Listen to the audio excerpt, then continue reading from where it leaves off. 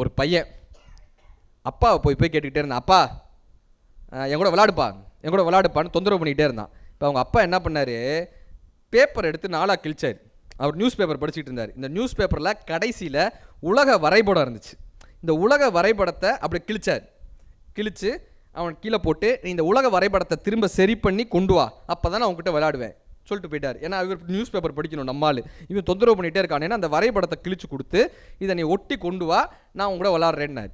Sir நீங்கள் நம்ப மாட்டீங்க, கரெக்டாக 5 நிமிஷத்தில் அந்த பையன் ஒட்டி கொண்டு வந்து நிட்டான். அப்பா நான் உலக வரைபடத்தை சரி பண்ணிட்டேன். இவருக்கு ஆச்சரியம், நம்ம பையலுக்கு இவ்வளோ அறிவா, சாத்தியமே கிடையாது, எப்படா 5 நிமிஷத்தில் ஒட்டினான்னு. இப்போ ஒட்டிட்டேன்ப்பான்னு இவர் யோசிக்கிறாரு, நம்ம பையலுக்கு இவ்வளோ அறிவு வராதேடா, எப்படா ஒட்டினான்னு. அப்போ சொன்னா, அப்பா ஒன்றும் இல்லை, நீ கிழிக்கிறப்ப அந்த பேப்பருக்கு பின்னாடி ஒரு மனிதனுடைய முகம் இருந்ததை பார்த்தேன். எனக்கு அமெரிக்கா எங்கே இருக்குன்னு தெரியாது, அண்டார்டிகா எங்கே இருக்குன்னு தெரியாது, ஆப்பிரிக்கா எங்கே இருக்குன்னு தெரியாது, ஆனால் எனக்கு கண் எங்கே இருக்குன்னு தெரியும், மூக்கு எங்கே இருக்குன்னு தெரியும், வாய் எங்கே இருக்குன்னு தெரியும். ஒரு மனிதனை நான் சரி செய்தேன், இந்த உலகம் தானாய் சரியானதுன்னாங்களாம். நம்ம இருக்கக்கூடிய இடத்தை நம்ம சரி பண்ணணும்னு முயற்சி பண்ணிகிட்டே இருக்கோம்ல. நம்மை நாம் சரி செய்து கொள்ளும்போது, ஒவ்வொருத்தரும் அவரை சரி செய்து கொள்ளும்போது இந்த உலகம் தானாய் சரியாகும்ன்றத இந்த ஒரு சின்ன கதை கற்றுக் கொடுத்து போச்சு.